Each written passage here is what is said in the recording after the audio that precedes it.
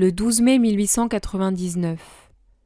Ce matin, se montrant toujours affligé, mon adorable Jésus m'a transporté hors de mon corps et m'a montré diverses offenses qu'il recevait.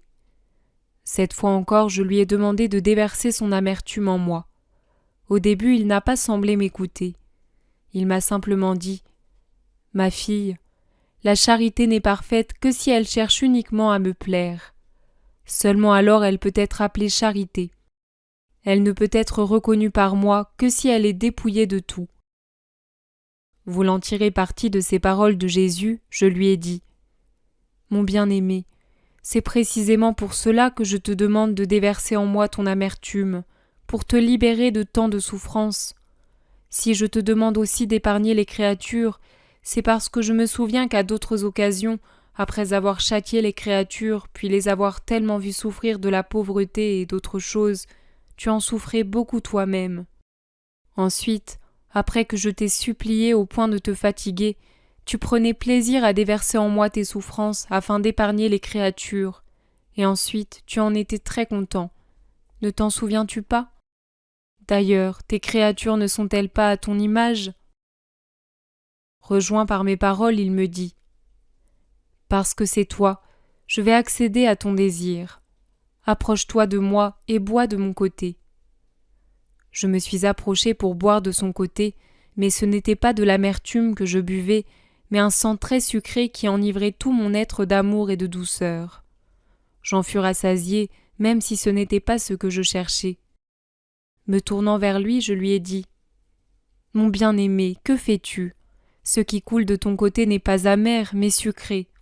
Oh, je t'en prie, déverse en moi ton amertume. » Il m'a regardé avec bienveillance en me disant « Continue de boire, l'amertume viendra ensuite. » Je me suis donc remise à boire, et après que le sucré eut coulé quelque temps, l'amer est venu. Je ne saurais définir l'intensité de cette amertume.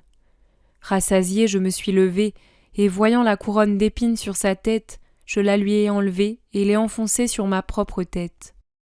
Jésus semblait tout à fait obligeant, même si à d'autres occasions, il n'aurait pas permis cela. Comme il était beau à voir après avoir déversé son amertume, il semblait presque désarmé, sans force et doux comme un petit agneau. J'ai réalisé qu'il était très tard, et puisque le confesseur était venu tôt le matin, j'ignorais s'il reviendrait. Alors, me tournant vers Jésus, je lui ai dit « Très doux Jésus, ne permets pas que je sois un embarras pour ma famille ni pour mon confesseur en l'obligeant à revenir.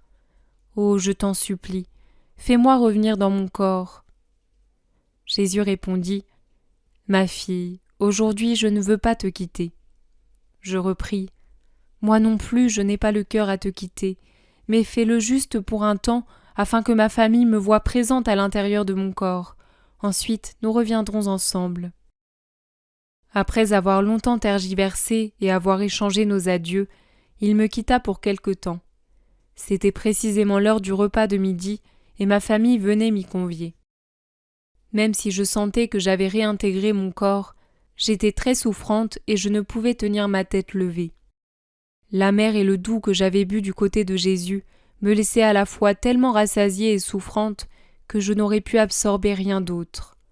Liée par ma parole donnée à Jésus et en prétextant le mal de tête, je dis à ma famille « Laissez-moi seule, je ne veux rien. » De nouveau libre, j'ai aussitôt commencé à appeler mon adorable Jésus qui, toujours très affable, est revenu. Comment dire tout ce qui m'est arrivé aujourd'hui, le nombre de grâces dont Jésus m'a comblé, le nombre de choses qu'il m'a fait comprendre. Après être resté un bon moment afin d'apaiser mes souffrances, il laissa couler de sa bouche un lait succulent. Dans la soirée, il me quitta en m'assurant qu'il reviendrait bientôt. Je me suis ainsi retrouvée de nouveau dans mon corps, mais un peu moins souffrante.